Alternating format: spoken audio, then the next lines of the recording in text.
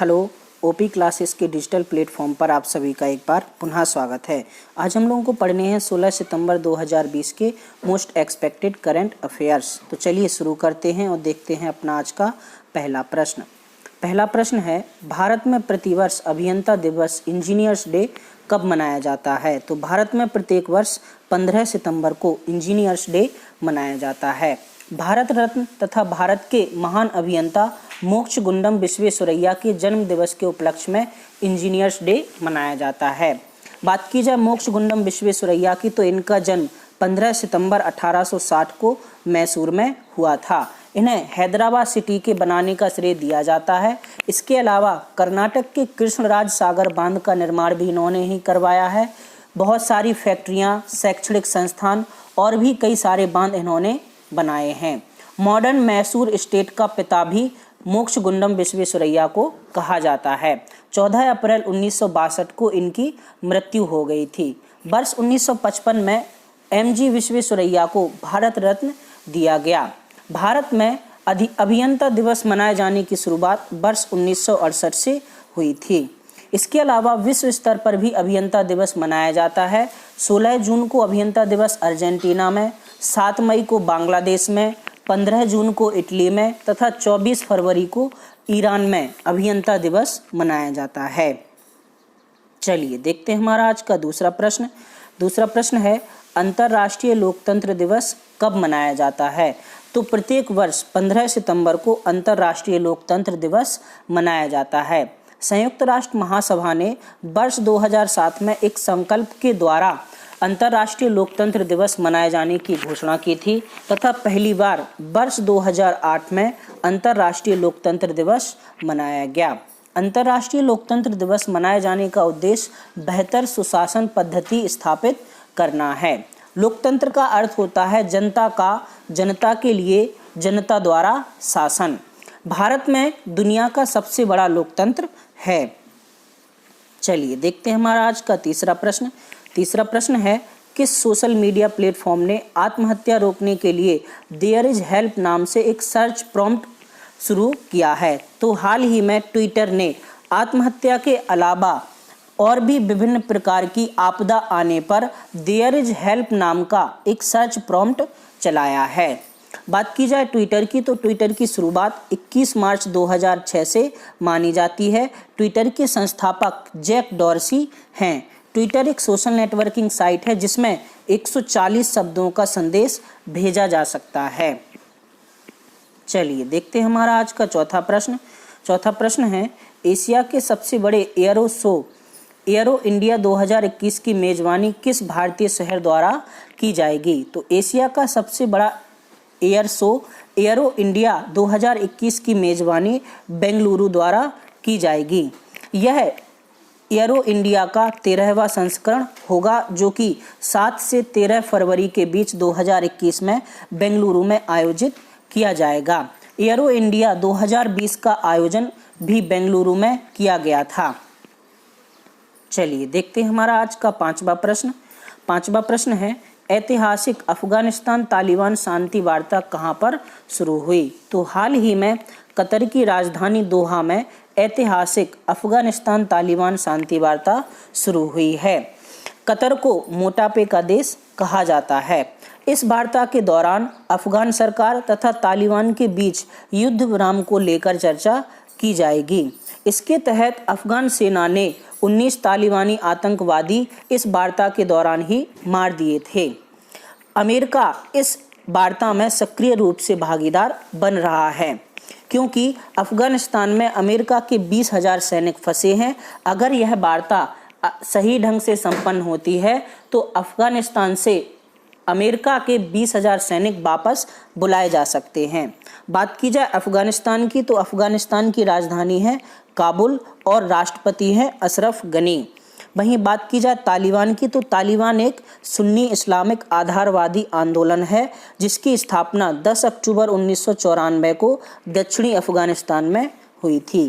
तालिबान शब्द का शाब्दिक अर्थ ज्ञानार्थी होता है।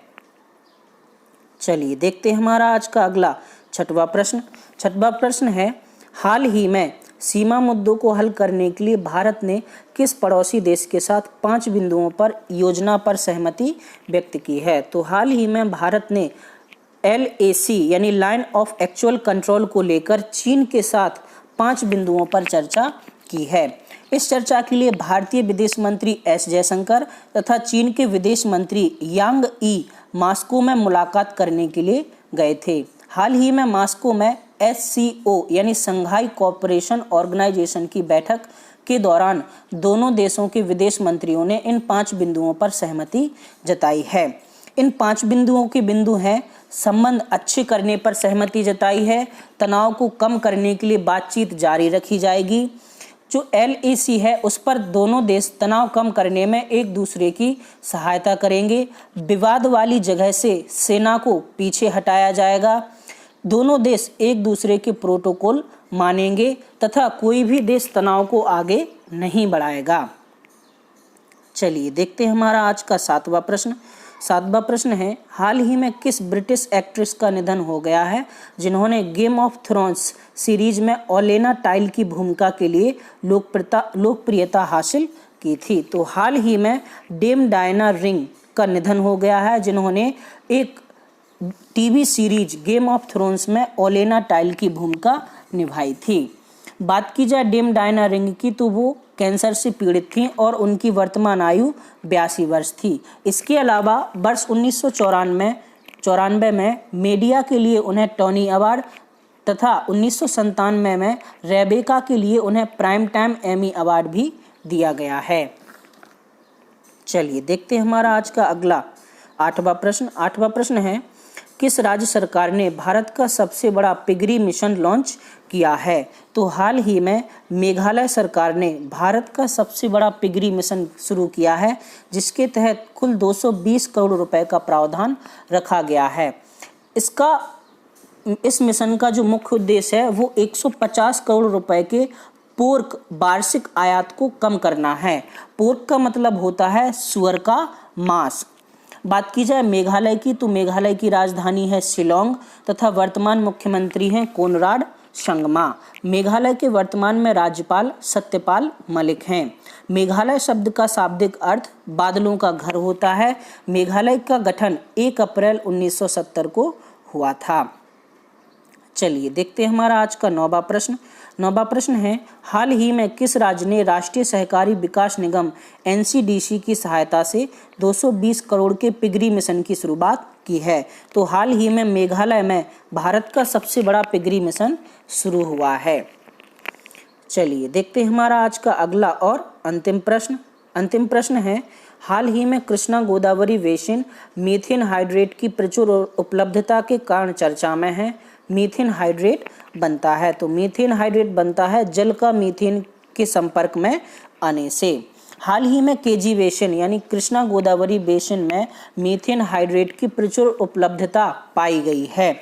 इसमें 1 घन मीटर मीथेन हाइड्रेट में 160 से 180 घन मीटर मीथेन होने की बात की गई है। बात की जाए बेसिन मीथेन हाइड्रेट की तो मीथेन हाइड्रेट का निर्माण उच्च दाब तथा कम तापमान पर हाइड्रोजन बॉन्डेड पानी के मिश्रण में मीथेन के मिलने से होती है।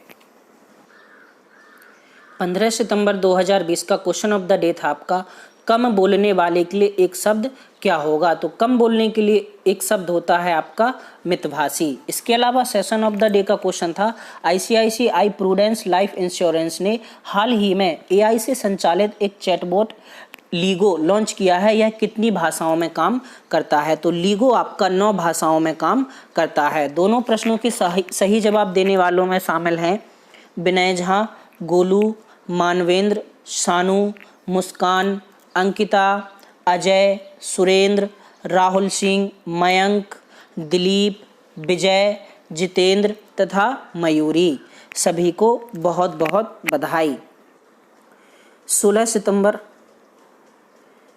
सितंबर 2020 का क्वेश्चन ऑफ द डे है आपका, ठोस कपूर से कपूर के वाष्प बनने की प्रक्रिया क्या कहलाती है? ऊर्ध्वपातन, आश्वन, क्वथन या फिर बहुलीकरण। इसके अलावा सेशन ऑफ द डे का क्वेश्चन है आपका, अंतर्राष्ट्रीय लोकतंत्र दिवस 15 सितंबर को मनाया जाता है। पहली बार अंतर्राष्ट्रीय लोकतंत्र दिवस कब मनाया गया था? तो दोनों प्रश्नों के जवाब आपको नीचे कमेंट बॉक्स में कमेंट करके बताने हैं। आज के लिए इतना ही, धन्यवाद।